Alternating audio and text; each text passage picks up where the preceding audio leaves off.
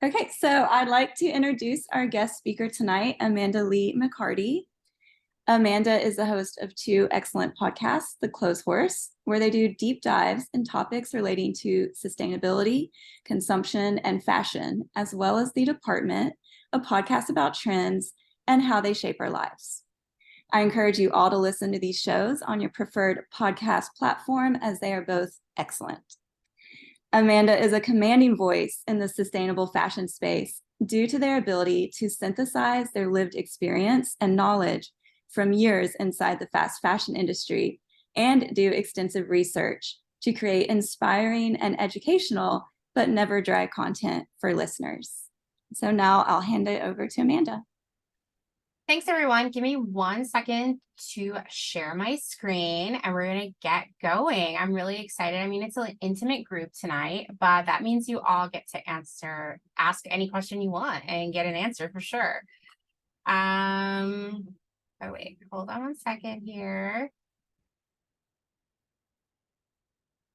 All right. So tonight we're going to talk all about fast fashion, what it is, how it works, and what the impact is.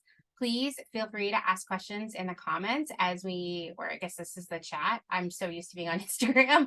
Ask questions in chat and I'll kind of pause to check for questions between sections in here. So don't hold back. I think I'll just get started by saying, when we talk about clothes, we talk about fashion, fast fashion. I think we tend to think that it's sort of like vapid and silly. And the reality is that fashion is a massive industry that employs millions of people worldwide. It has a major impact on our economy, on the lives of many, many people, and on our planet. It's never just clothes, no matter how silly we might think clothes are, or how I think clothes are very serious, but some people might think they're silly. What is going on here? Amanda already gave me a great introduction, but I just will tell you that I've been working on Clothes Horse since 2020. I have worked my entire career in the world of fashion, and I have kind of a unique perspective on it because when I began my career, it was before the fast fashion era, or as it was emerging. And so I've been able to see this transition play out in my own day-to-day work life. I've worked for a lot of different iconic, I would say, millennial fast fashion brands, including Urban Outfitters, ModCloth, Nasty Gal. I helped launch the rental platform Nuuly, and I've worked for some other smaller retailers in that area. Right now, in addition to making a Clothes Horse, I actually work for myself now, which I love. I work as a fractional chief merchandising officer for people who can't really afford someone to guide their product strategy. And I am a small business coach and consultant. And my superpower is speed reading. I love libraries, so I'm always really excited when I get to talk to a library crew. I have a Hello Kitty tattoo. I love thrifting, traveling, and I guess I like horses too. So to get started here, I told you it is never just clothing. It is I think the word juggernaut best describes what the fashion industry is. The fashion industry itself produces 150 billion, that's with a B, garments every year. And if you want to make yourself have a stomach ache, I'll just tell you 30% of those 150 billion garments, that's 45 billion, are never sold to a person.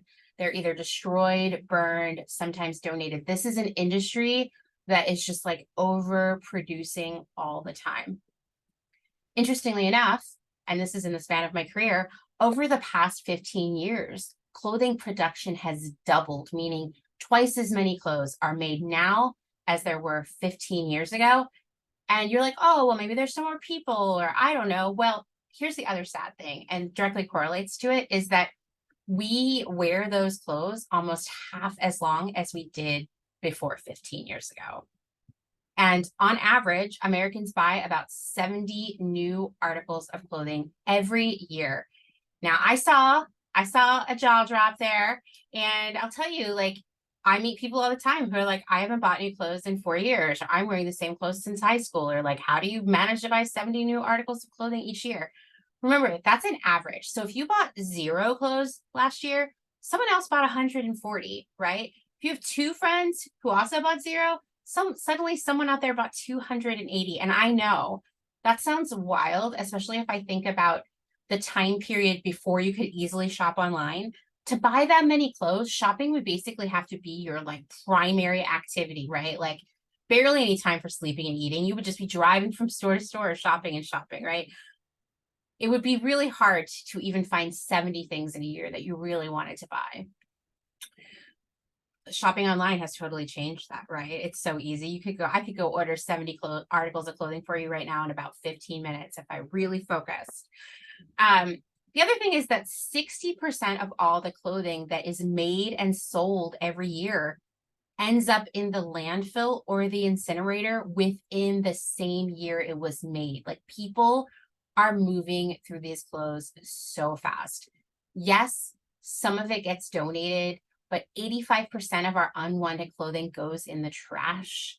Very, very few of the clothes that we donate to a thrift store anyway actually get bought and worn by another person here in the United States. They're often exported overseas. There's this massive global secondhand clothing trade. It happens primarily in the global South. You know, these clothes go to Asia, South America, Africa, and they become someone else's problem because a lot of the clothes that end up making that journey, no one really wants your bachelorette party t-shirt or your Halloween costume. It's not great stuff.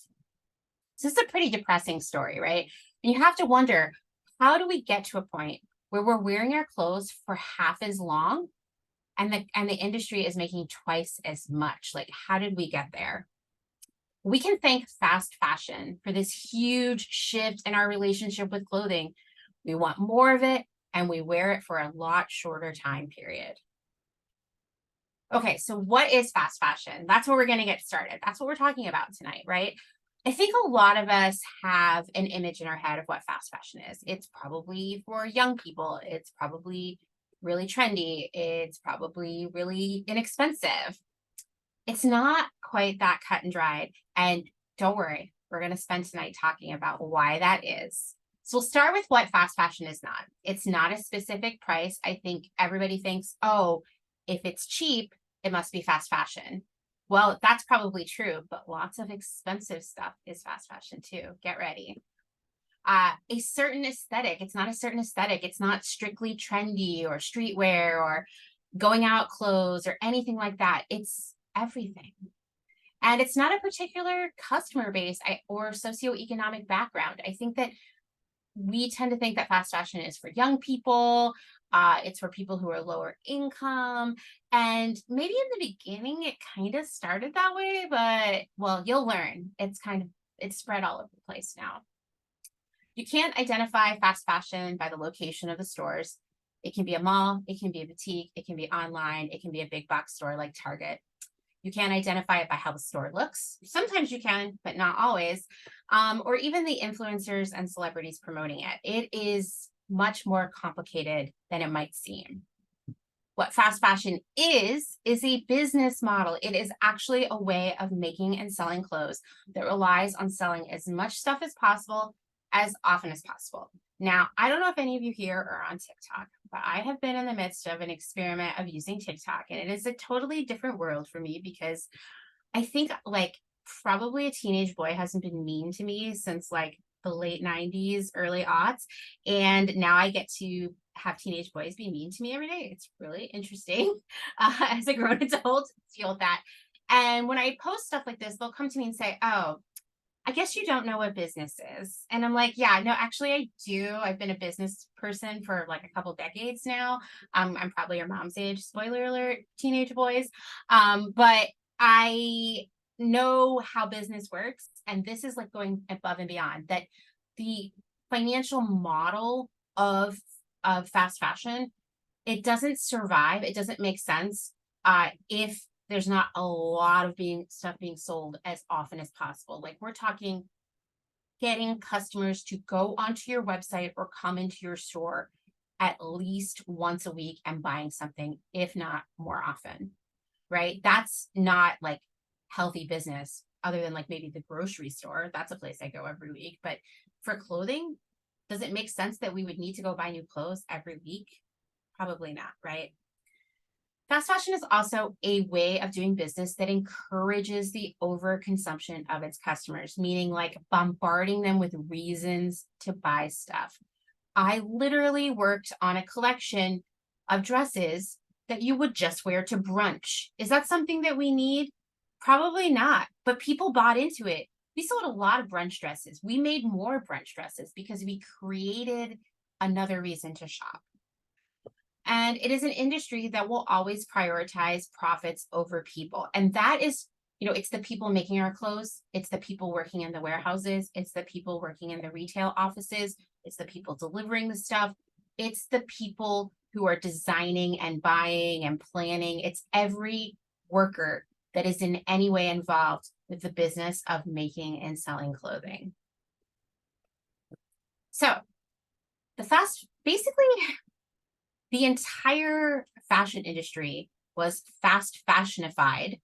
Don't say that 3 times fast. You won't be able to. It was fast fashionified over about at most a decade, but perhaps a much shorter span of time. And it kind of snuck up on us. Like as a person who worked in this industry every day, it wasn't until about 2015 that I could look back and say, wait, something weird has happened. Something has changed a lot. And it all began, we have to go back in time to the 2008 financial crisis and the ensuing recession. So there's a lot of text on this. I'm not going to read it aloud to you. I will just tell you the short version of what happened. So there had been some what we think of as traditional fast fashion brands around at that point, prior to 2008. I'm thinking like Forever 21, H&M, Zara. People like industry analysts were like, this whole like cheap clothes and lots of new clothes thing is not going to work out long term. Like only young people are buying it and like they'll outgrow it when they have more money. They'll want things that fit better, that last longer, that aren't so trendy. And so nobody really took it seriously. And at that point, I was working for Urban Outfitters. And we would look at those places and you'd be like, whatever, we're like so much more premium and better than those brands. Like they're cheap. Like Forever 21, you could go in there and buy a tank top for $1.90, which still, the more I know about the making and selling of clothes, blows my mind every single time. So then the 2008 financial crisis happens, and it happens in the early fall. And what happens is that every retailer out there, except for the early fast fashion brands, so I'm talking like department stores, most mall stores, they had to put everything on sale to sell it because people were losing their jobs right and left and they had less money. So they put everything on sale. They put everything on an even deeper sale and they managed to sell all that stuff. But then next year they thought like, oh, things will get better. They bought the same stuff, brought it back, same prices.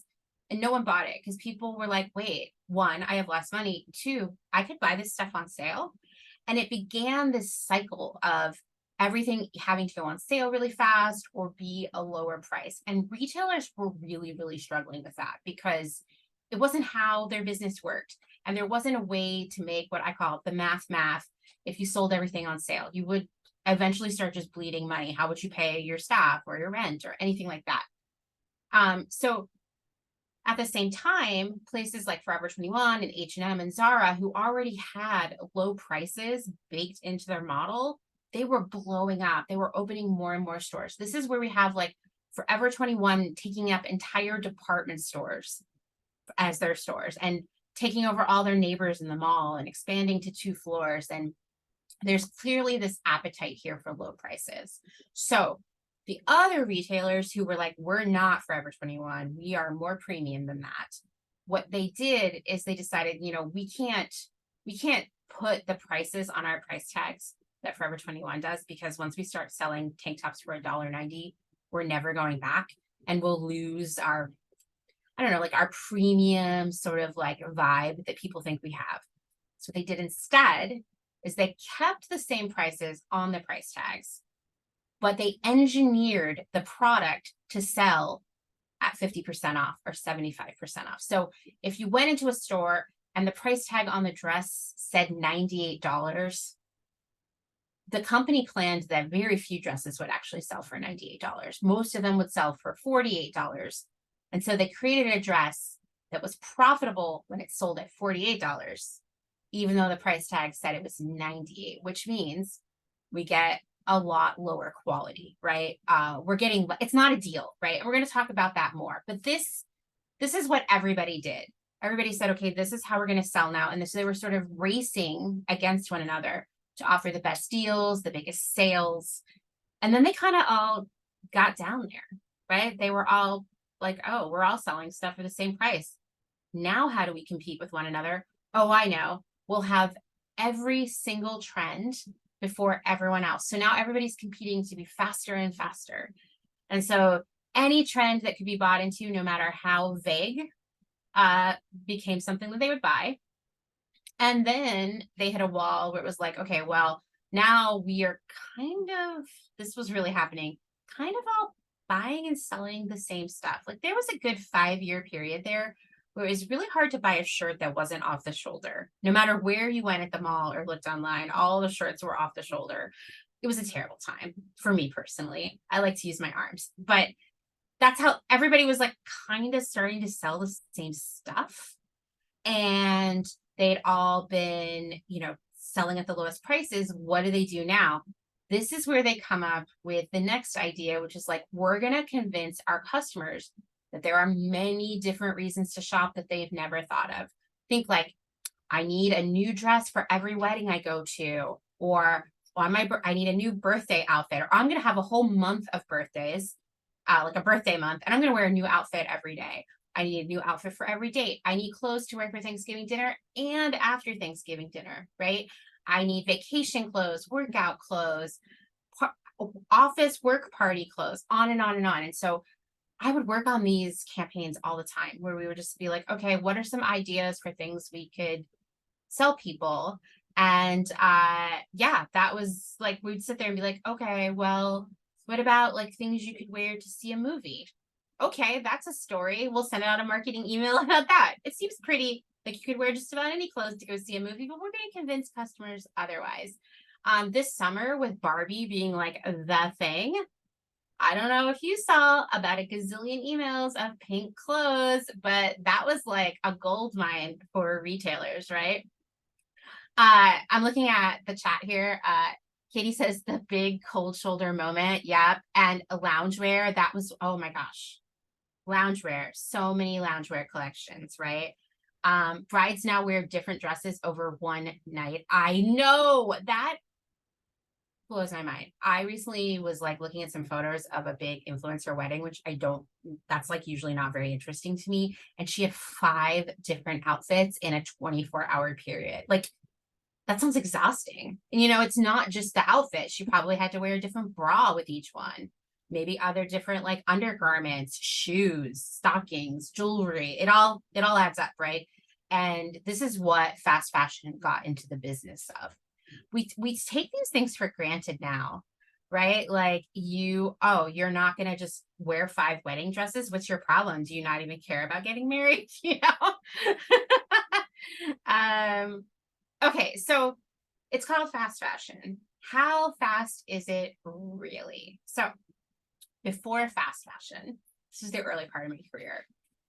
From the moment we dreamed up an idea of something we might sell to when it actually arrived in the store or on the website, it took 3 to 6 months. So if we travel back in time to September 19th, 2006, and I would be sitting at my desk right now working, I would be working on March or April of next year. I always was like, what season is it? Who am I? Where am I? I was always dressed inappropriately for the weather because I'd be at work in summer. In my mind, it's summer, but really it's January. Like that's how far out we worked. If it was like anything sweater knit, whether that was an actual sweater or scarves, gloves, we're looking at 9 months, maybe even a year in advance. I would start on January 2nd every year planning all the scarves and gloves that would arrive in stores in like October. Like that was how far out it was. most of our product, and I mean like 99.9% of it, shipped from overseas via the ocean, meaning on boats, which that alone would take 4 to 6 weeks. That was part of that long time period. We did that because it was really affordable. Now, shipping via air, meaning on an airplane, was an option, but it was so expensive that if you needed to ship something on a plane, which meant it was like a crisis, you had to write a letter to the president of the company explaining why. And then if he agreed to it, he would sign it and give it back to you, and you could ship via air. But it was such a big deal because it would be the difference of like 5 cents to ship something and like $3, which in the fashion game, that's a lot of money. Now, fast fashion 1.0 is what we're talking: Zara, H&M, Anthropologie, Forever 21, American Eagle, most retailers at this point. We'll go through how you can spot them. These retailers, for the most part, had always had a time period, that 3 to 6 months thing. And in the fast fashion era, it shifted to 1 to 3 months, meaning sometimes I would write an order for an entire shipment of like 6,000 units of something that was going to arrive. It was going to be made and arrived in 3 weeks. Like, imagine that. It would be, the fabric had to be ordered, run, cut, the garments would be sewn, inspected, packed, thrown on a plane, flown overseas, go through customs, and be in our warehouse in less than a month. I mean, that is wild. What really helped us get a lot more speed is that we started shipping everything on an airplane. And that is what these retailers do, because if the truck can get it to the airport, it could be in your warehouse in a week or less, depending on how flights are booked up. Fast fashion 2.0 is, there aren't a lot of brands that are doing this. Boohoo. I have Forever 21 on here, but I actually meant Fashion Nova. I'm sorry. They both start with an F. Boohoo and Fashion Nova both can get the product from concept, meaning it's just a thought or an idea someone had, to the store. Well, they only have websites, to the website in 2 weeks or less. They actually usually have a sample of the idea within 24 hours that they photograph and put online, and it's literally being made as people are ordering it. Like, that's how fast it is. Now, most of that product is made domestically. In Boohoo's case, which is a UK brand, it's all, for the most part, it's made in Leicester, and the Fashion Nova stuff is made in LA. But over the past couple of years, both of those brands have gotten in a lot of legal trouble for paying below minimum wage. At one point, Forever 21 was paying, I want to say, not Forever 21, Fashion Nova was paying $2 an hour to the people sewing the clothes. They've gotten in trouble for wage theft and forced labor, meaning like weird sort of scams where they would take people's passports and then force them to work for free. And this was happening in both the US and in the UK. So what it turned out is this, like, we can have products in 2 weeks thing wasn't exactly working from a legal perspective or an ethical perspective. And then fast fashion 3.0, you might be familiar with some of these brands or not. Shein, Cider, Temu, Moda, a lot of clothes that you buy on Amazon. This stuff is actually way different than any of the other ones on this page, because rather than it shipping to the company's warehouse and then shipping out to customers or stores, it ships directly from the factory to the customer's house. So it's coming from a factory in China to your house. There's no middleman like inspecting it, looking at it. Customs doesn't even look at it because it's too small of a shipment for them to care about. And this means that the people working in these companies can come up with an idea, have it sampled up and already on the site and shipping to customers in less than a week. It's that fast. So you might be surprised or not surprised to hear that when you're moving this fast, you're kind of sacrificing quality in the name of speed. There's no longer time to get the fit right. Before the fast fashion era began, we would usually do 3 or more fit sessions of a garment before even moving to production to ensure that it could fit most people as well as possible and be flattering. Last night I was talking to one of my friends who her entire career, she's been a fit, like a technical designer, but she specializes in fit. And she said, to me, if you could fit something in 3 sessions, it must have been something you've done before, because usually it was more like 5 or 6.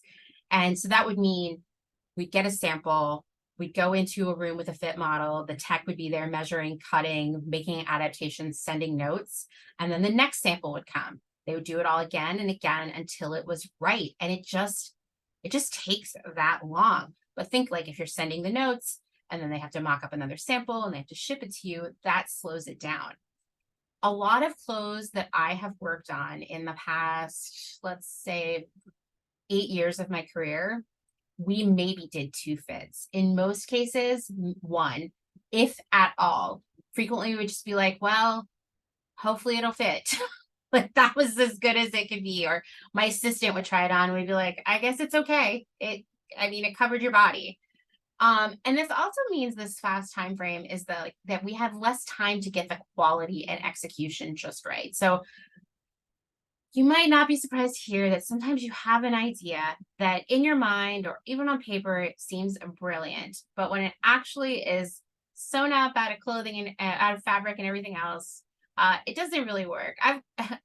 It's especially bad when you're working on shoes. I'll just say I've developed some really bad shoes that I couldn't move forward with, but this also happens with clothing. And so normally you'd get that first sample and you would see where it wasn't working, and you could make substitutions and adaptations and keep going back and forth as you were doing the fit to get it right.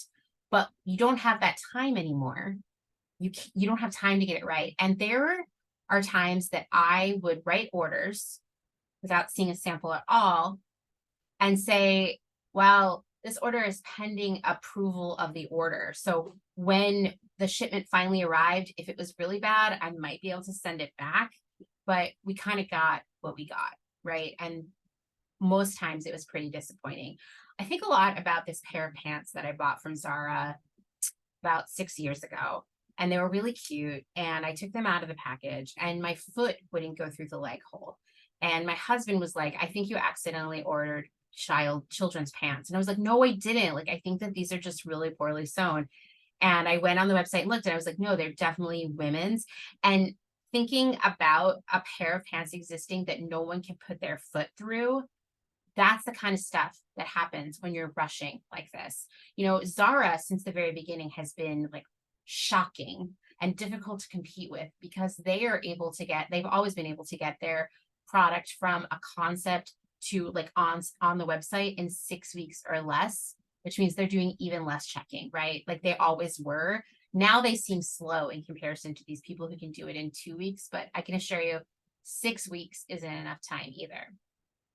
The other thing, I've already told you about this, is most of the clothes we buy now, brand new, came to the United States on an airplane. And that stuff is expensive. In fact, in 2020, it was even more expensive to air something in. It would be $4, $5, $6 per dress to fly it into the country. And so companies like retailers are going to be like, well, we'll just eat that $3, $4, $5, $6 for airfare. It's fine. It's no big deal. No, of course not, because most of their clothes are shipping that way right now. So in order to make the pricing work, and remember, everything's selling at a lower price, you got to deduct that cost of air. Where are you going to do that? We're going to do that by cutting out the details and choosing a cheaper fabric and just generally making a lower quality garment to make up for the price of all that airfare. So this is where I tell you, and it's really depressing and you might feel stressed out, that in 2023, most big retailers and brands operate using the fast fashion model. Target, Nordstrom, any store at the mall, Anthropologie, Urban Outfitters, Free People, TJ Maxx. Most stores are operating using this model now because it has become the only way to remain competitive. And this always shocks me. Clothes are less expensive now than they were in the 1990s. In fact, not only are they less expensive when you adjust for inflation, they're actually just less expensive before you do that. So a dress that would have been $88 in the 90s is probably $68 or $58 now. That's before you adjust for inflation. So they're way less expensive. You know, I went through this phase a couple years ago. It's a phase that has not ended, to be honest. Where my husband and I got really into watching 80s episodes of The Price is Right, because you can stream them on an app called Pluto. And so we'd be watching like an episode of The Price is Right from like 1983. And they would bring out like, you know, there's not a lot of clothes on there, but they'd be every once in a while. And I remember specifically, they brought out a pair of like Hager men's pants.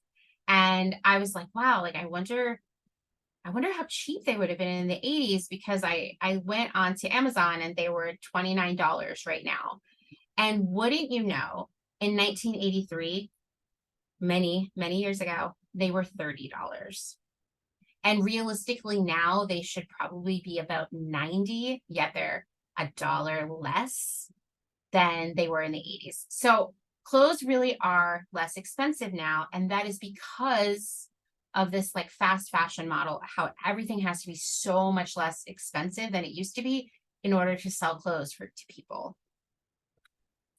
Fast fashion is known for its deals, coupon codes, take 50% off sale, markdowns, you know, all kinds of like, it's donut day, take 10% off, all of those things. Black Friday deals, right?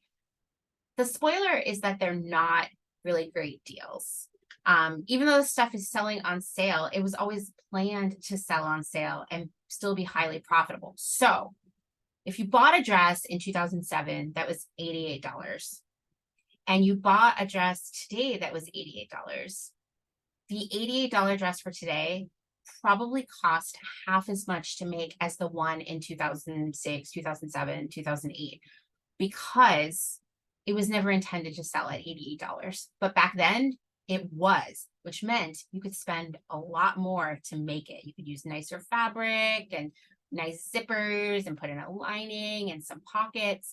It's no coincidence that even brands that we've been shopping for a long time, whether it's like Old Navy or Gap or really anyone who's been at the mall for that whole period, the clothes before 2008 were just way better quality than the clothes they're selling right now. And so, yeah, we would cut the cost in every way we could think of. Fabric is where it always begins. About 60 to 70% of clothing made and sold today is made of polyester. Polyester is actually plastic. It is the same polymer fibers as a plastic water bottle or a plastic food container. It's just spun and stretched out into fabric feeling fibers. It isn't biodegradable, and frequently it's not even recyclable because it's blended with so many other fibers. So back then, it's hard to believe, but we didn't sell a lot of polyester synthetic clothes before 2008. And we shifted into it temporarily because it was the only way we could make the math. And we thought it was a temporary thing, and that when customers were feeling better financially, they would say, no, we don't want this anymore. We want like natural fibers, nicer fibers now. No one cared. No one cared. And I think it's because polyester and synthetic fabric technology has come a long way since the 1970s. Like, we can all close our eyes and feel the texture of that 1970s like double knit polyester. Well, the technology got really good. Polyester can be slinky or sheer or feel lightweight or stretchy or many things, or it can be blended with just a hint of a natural fiber and feel more natural to us. Something I've learned over my career that does frustrate me is that customers will say they want natural fibers, they want wool, they want cotton, they want alpaca, what have you, but they will never actually buy it. They always actually want polyester. They just don't know it, because polyester can be so beguiling. It can be fluffy and cozy, and it can be sheer and sexy. It can be all of these things. And the hand feel is really how customers pick clothing. We substituted cheaper zippers, buttons, hooks, snaps. A number of times in my career that I have been wearing something where a zipper just popped or a button broke in half, I've been literally stapled into my clothes at work. This is all a result of that, right? Like YKK zippers became like a luxury thing rather than the standard. And most zippers were plastic, that's a thing that just doesn't have longevity. As I mentioned earlier, we cut a lot of corners in terms of fit and technical design because that's expensive. You got to pay people to do it. We got rid of pockets. I don't know how many of you are sick of dresses not having pockets. That's why they don't, because that's a couple bucks right there just to pay for that. We got rid of a lot of lining, and we also made skirts and dresses shorter, or said, you know what, let's make that a 3/4 sleeve shirt. We'll save a couple bucks doing that. Anything we could think of to make a garment less expensive, but still be appealing to the customer on the hanger is what we did.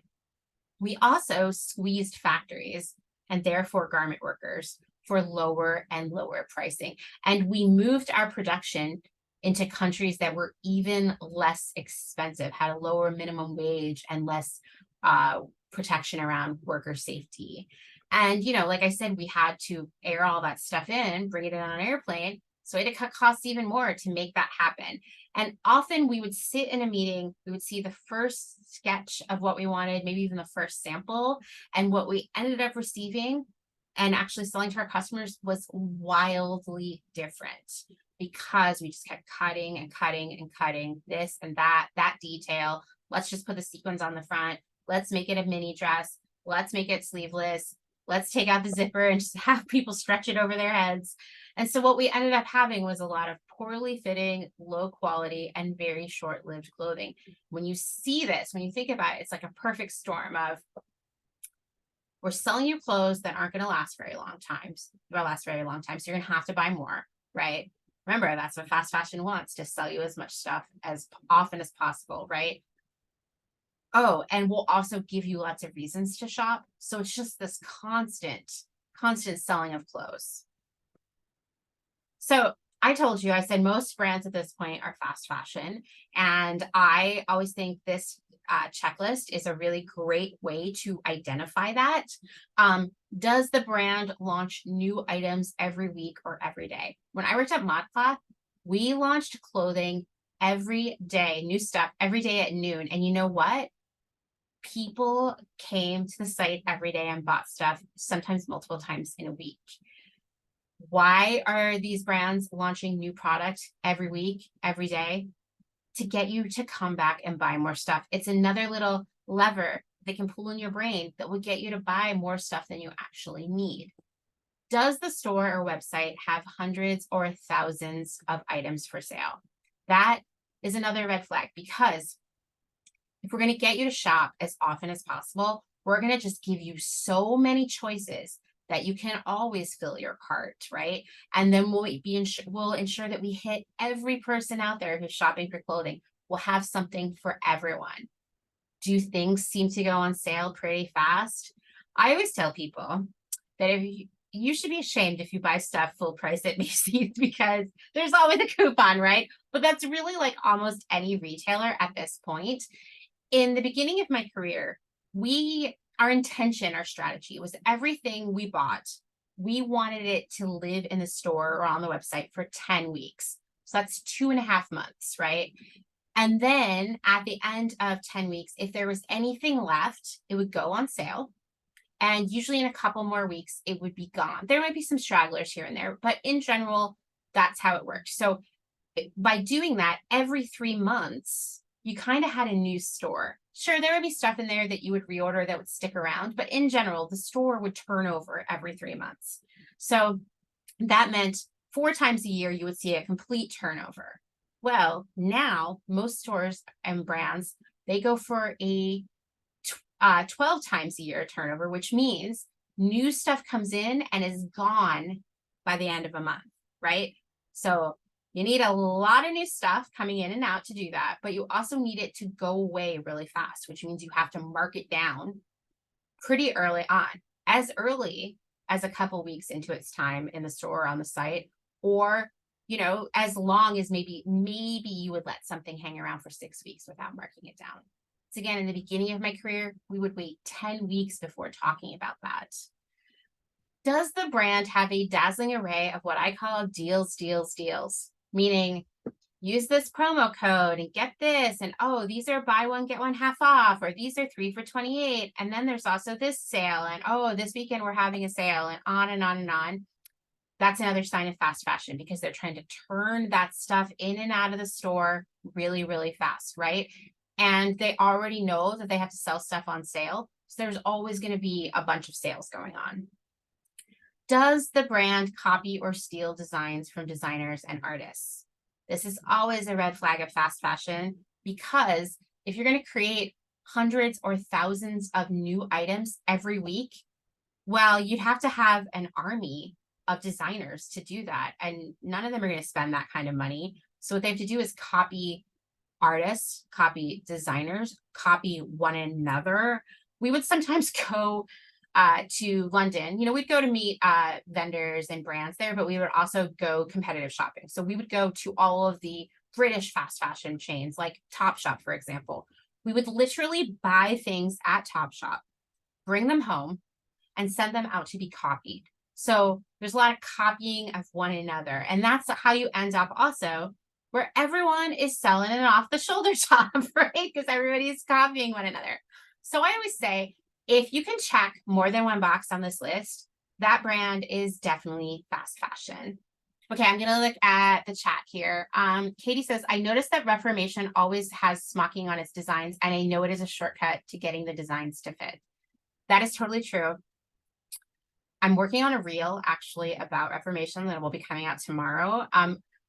Reformation has always said we are a sustainable fast fashion brand, and they launch new collections every week. One of my friends, the friend I mentioned earlier, who I was talking to the other night, is actually a fit technician there. And she said that they rarely get to fit anything more than once, sometimes a couple times, but like it's about getting stuff really, really fast. And so they do take shortcuts to get things to fit better. They also have a really high return rate, meaning a lot of stuff gets returned because of fit, which is another red flag. And it's another obstacle that fast fashion has to deal with. Are there any men's clothing stores also in the fast fashion genre? I would say probably just about everyone, Rachel. It kind of depends. Because a lot of stores that sell clothing to men also sell clothing to women, and it's totally all being made in the same factories with the same model. But men's tend to not be so trend focused, so things might be sticking around longer, but they're still made to be highly profitable at a lower price. So it's the same kind of like quality and fit issues that you will encounter. Laura called out Kohl's Cash and Old Navy Super Cash. Absolutely. Great example. I will tell you that a couple years ago, I took my grandma to Kohl's on Black Friday. She loves to go shopping on Black Friday. So I'm the driver. I take her from place to place. And we went to Kohl's, and we're walking around, and I'm trying to like, don't upset grandma. Don't get all like fast fashion on grandma. Like, we're having a good time today. And we walked by a display of shoes. They were Vera Wang, and like Vera Wang for Kohl's, whatever her line is. And they were $200, but on Black Friday, they were 50% off, $100. And I looked at these boots, and they were not leather. I could see, like, just from my experience working in shoes, that was my first buying job, was in shoes. I could see, based on my experience, like it had a plastic sole. It wasn't well lined. It had a bad zipper. And I was like, these shoes are designed to be profitable when they sell for $50. Like that's how much Kohl's is marking that stuff up just so they can put it on sale for you. Kohl's is a really egregious example. Whenever my fashion industry friends and I get together, we're always like, oh man, Kohl's, and they're so good at it, right? Rachel said Joseph Banks, lots of sales, lots of deals. Yeah, totally. I would absolutely say that Joseph Banks is using that fast fashion model. Once again, like, they are never intending to sell stuff at that full price. It's the same thing at Kohl's. I would suspect that if you had the ability to look at like Joseph Banks or Kohl's sales data, you'd probably see that a very tiny percentage of things ever sell at full price. because it's not supposed to anyway. So fast fashion will never be sustainable, no matter how many sustainable or conscious or slow fashion-y kind of collections that they put out there. But that's because fast fashion cannot exist without overconsumption, over shopping. Like, the business model doesn't work. Like, they need you to buy a lot of stuff all the time to make selling you all those deals profitable, right? So it's like, in the past, they could have made $10 off of everything they sold you, but now they can only make $2, so they have to sell you 5 times as much. And that's not sustainable, right? All that stuff is being made, it's coming across the ocean on an airplane, it's getting shipped around, moved around, there's packaging, all this stuff. It will never be sustainable to buy that much stuff. Fast fashion relies on speed, right? And it's not just the speed of making the stuff or flying it over on an airplane. It's also the speed in which we go through clothes. I don't know if you've ever heard the term planned obsolescence. It was first developed to really speak to like cars and appliances. And it was basically designing in a time when something would break and need to be replaced, right? Fast fashion is an incredible example of planned obsolescence because it is intended to not last. It is intended to be difficult to repair, right? It is intended that you will never find that zipper to fix that broken zipper, and you'll have to throw it away and buy something new. And this whole speed changes our behavior, where we need a lot of new stuff all the time, which is what fast fashion needs to pay their bills. Furthermore, fast fashion cannot operate without worker exploitation. So we have a saying at Clotheshorse, which is, it's cheap because someone didn't get paid. We've kind of expanded to, it's cheap because someone suffered, because unfortunately the pricing as it exists now does not work if you want to pay people a living wage, have them work in safe factories, right?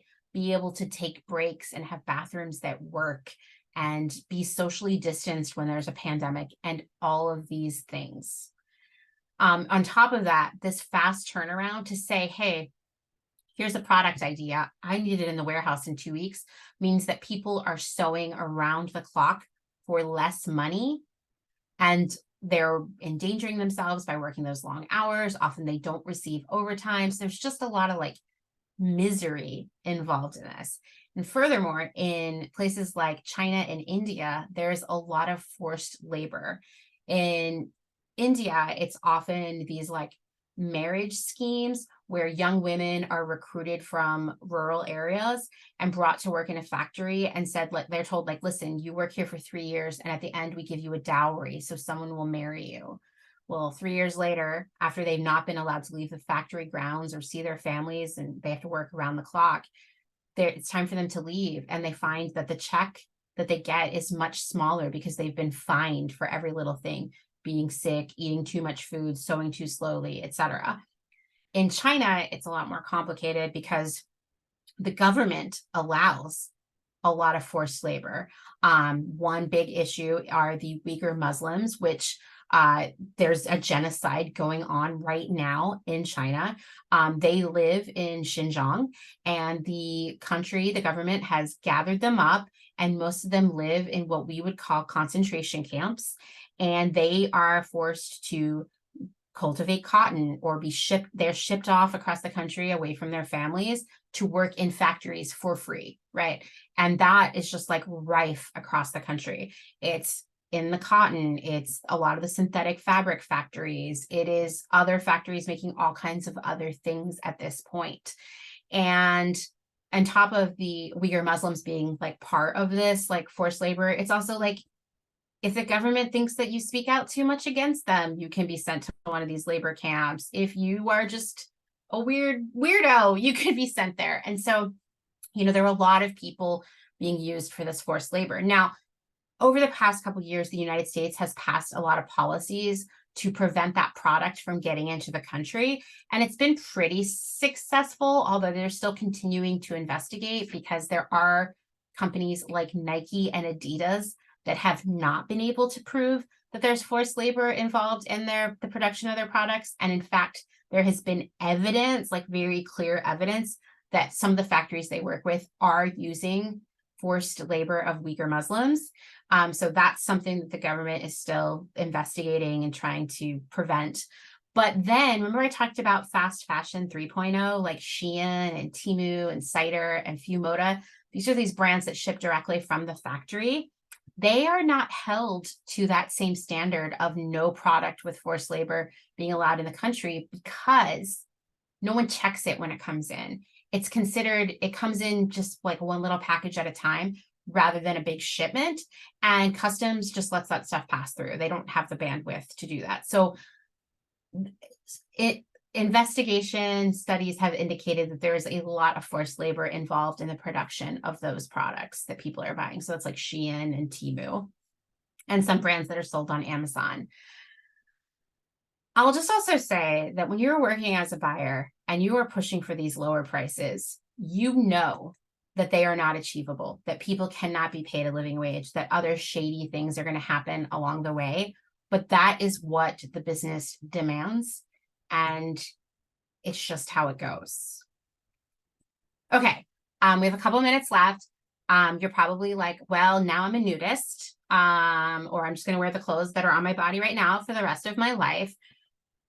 Do not despair. There are many things you can do. You can change your habits by buying less stuff. Honestly, the most sustainable thing that any of us can do is buy less stuff, right? That's the hard part, actually. Not only is it completely unglamorous, it's really hard. So buy less, make it last longer, learn how to mend or get things repaired professionally when you can, do laundry really carefully, and make thoughtful decisions about what you decide to buy. Be a proud outfit repeater. Be that person who says, guess what? I'm going to wear the same thing to the movies and brunch and my birthday and that date. And that's who I am. If there is a brand that you love, that you buy from pretty regularly, like if you're a big Kohl's fan, tell them to change their ways, reach out to them, talk to them, and vote with your wallet. Don't buy things from companies that do bad things.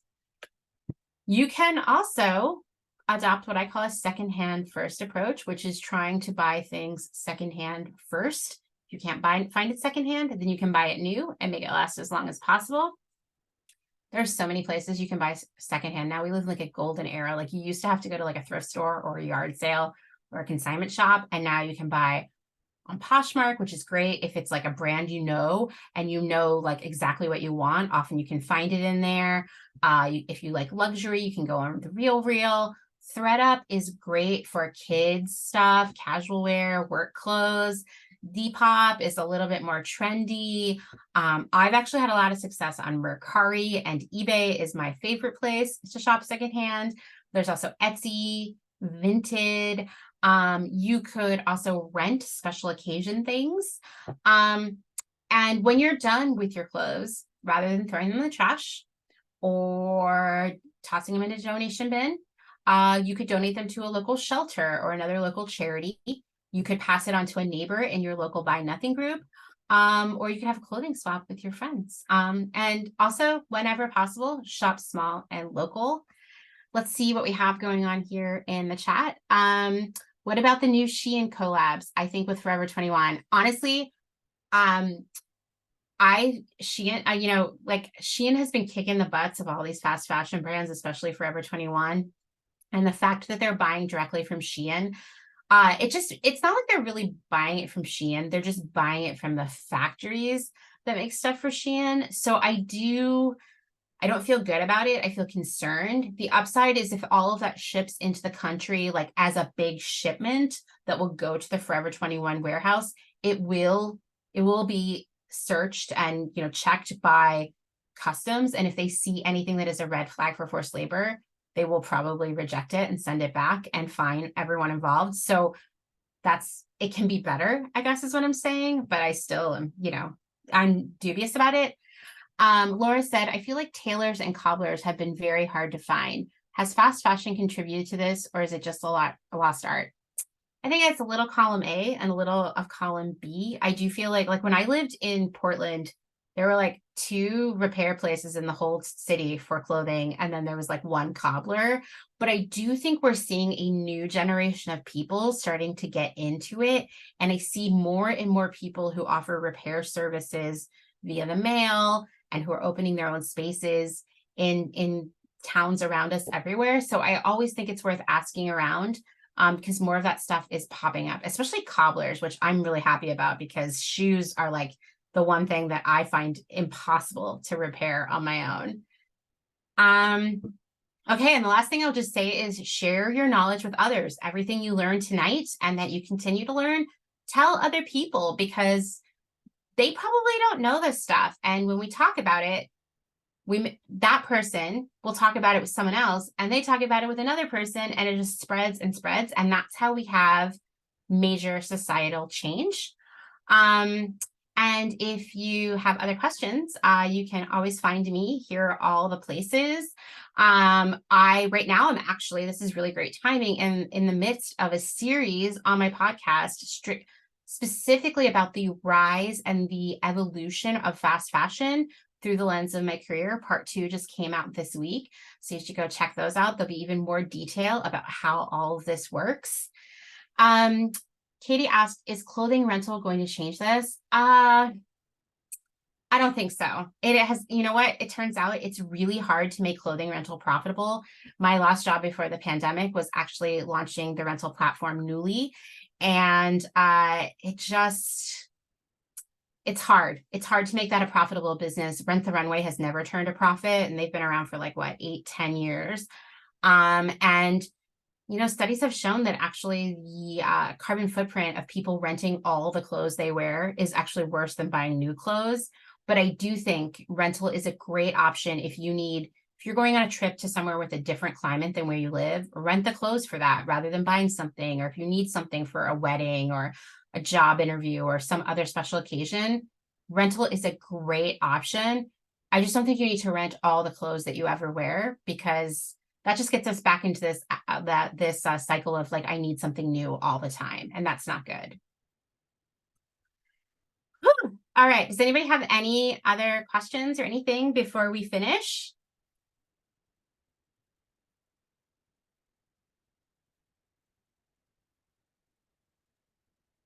I just want to thank you for doing this tonight, because I listened to your podcast and I still learned tons of things. You know, I was taking notes. Good. I feel like what you said in the beginning, people don't take this seriously, and it has a huge effect on everyone, even just the shipping and all of that, and all how that plays into all of this. It's just people don't talk about it and they don't know about it. And so I really want to thank you for doing this. And I also want to just say that we're doing a clothing swap at the library. And it was such a great community event last year. And we saw how, like, I saw all the clothes come in, and I saw them, you know, who left with them throughout the night. And I was like, I saw things that, you know, an 80-year-old lady brought that a 20-year-old girl with a completely different style and vibe left with. And it was just, yeah, it was really amazing. And it really kind of shows you how, like, clothes are so important. And we have all of this in common. We all have to wear clothes. So, and like, I just will also add that, like, the reason my podcast is called Clothes Horse is because I am a clothes horse. Getting dressed is so fun to me, and I have a wild wardrobe. To me, the way you dress is a great way to express who you are and how you're feeling every day. And it has this magic to make you feel so good, right? So I think there's nothing wrong with getting dressed and being excited about what you wear. I just think we can do it in better ways. And I think we've been sold this idea that if we want to feel good about what we're wearing, it needs to be new or from a certain place or be part of a certain trend. But really, the best thing we can ever wear is what makes us feel good. Awesome. Thank you so much. All right. Thank you, everybody. And you can find me on Instagram at Clothes Horse Podcast. I share a ton of information there. Like I said, I'm trying with TikTok right now. And there are a lot of resources at clotheshorsepodcast.com, which we actually just gave a massive makeover. And when I say we, I mean me and my husband. It looks incredible. So you should go check it out. It's full of fake fruit, which is one of my favorite things to thrift. So please go check that out too for more information. Good night, everybody. Bye, everyone. Thanks for coming.